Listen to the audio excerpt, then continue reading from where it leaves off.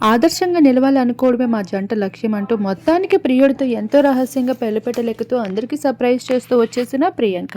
ఇక పింకీ ప్రియాంక అంటే ఎవరైనా ఇట్టే గుర్తుపడతారు బిగ్ బాస్ రియాలిటీ షో ద్వారా. తనకంటూ ప్రత్యేకమైన గుర్తింపుని అందుకునేందుకు ఎంతో ప్రయత్నాలు జరుపుతూ వచ్చేసింది. ఆఖరికి గతంలో మానస్తో కలిసి జత కట్టిన విషయం, వీరిద్దరూ లవ్ స్టోరీ కూడా అభిమానుల్ని ఎంటర్టైన్ చేసినప్పటికీ మానస్ దాన్ని ఏమాత్రం ఎంకరేజ్ చేయలేదు. అలా ప్రియాంకతో జత కట్టడం కాస్త ఆపేయడంతో ఇక ప్రియాంక సింగిల్ లైఫ్ని లీడ్ చేస్తూ వచ్చింది. ఇక 'బిగ్ బాస్' తర్వాత తన క్రేజ్ ఏమాత్రం డ్రాప్ అవ్వకుండా ఎప్పటికప్పుడు సోషల్ మీడియాలో యాక్టివిటీస్‌తో అందరిని ఆకట్టుకుంటూ వచ్చిన ప్రియాంక ఇక మొత్తానికి ఒక ఇంటి అమ్మాయి అయిపోతుంది. ఇక తను గత కొన్నేళ్లుగా రహస్యంగా లవ్‌లో ఉన్న విషయం రివీల్ చేస్తూ వచ్చేసింది.